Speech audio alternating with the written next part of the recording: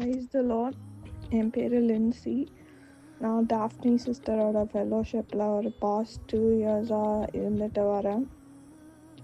எனக்குள்ள நிறையா changes and எவ்வளோ மாறணும், எவ்வளோ ஆண்டவருக்காக இருக்கணும்னு நான் ஒரு மீட்டிங்லேயும் ஒரு ஃபெலோஷிப்லேயும் இருக்கும்போது நிறையா ஆண்டவர் உணர்த்திட்டே வருவாங்க. அக்காவும் நிறையா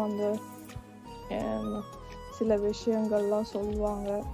அது எனக்கு ரொம்ப ஒரு லைஃப் சேஞ்சிங் ஒரு இதுவாக இருந்தது. ஆண்டவருக்குள்ள இன்னும் டீப்பாக எவ்வளோ வளரணும்னு எனக்கு தெரிய வந்தது. இன்னொன்று ஒரு நாள் ஃபெலோஷிப்பில் அக்கா ப்ரேயர் அப்போ எனக்கு எல்லாரும் நேமையும் படிச்சுட்டு இருந்தாங்க. என் நேம் சொல்கிறப்போ எனக்கு ஆகஸ்டில் எனக்கு ஒரு கிட் தருவாங்க, பேபி தருவாங்கன்னு சொல்லியிருந்தாங்க.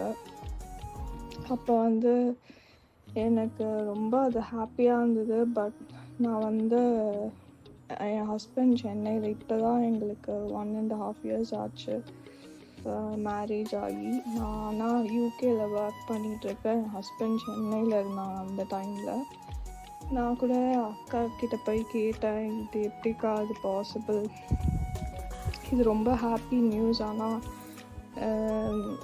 இது நான் ரொம்ப நாளாக ப்ரே பண்ணிகிட்ருக்கேன், நாங்கள் 2 பேரும் ஒரே இடத்துல இருக்கணும், either Chennai or UK, God's plan என்னன்னு ப்ரே பண்ணிட்டுருக்கோம். ரொம்ப ஒரு 1 year நான் மேரேஜ் ஆகி யூகேல தனியாக தான் இருந்தேன்.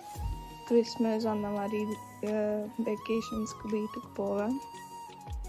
அப்போ அக்கா சொன்னாங்க, இல்லை கண்டிப்பாக ஆண்டவர் சொல்கிறாரு, உண்மையாகவே ஆண்டவர் பேபி தருவாங்க அப்படின்னு சொல்கிறாங்க அப்படின்னு. அதே மாதிரியே நான் நம்பவே இல்லை. எனக்கு இந்த ஜான்வரி எனக்கு நான் டெஸ்ட் எடுத்தப்போ நான் ப்ரெக்னென்ட்டாக வந்தது. இப்போது நான் currently 6 months pregnant. All glory to God.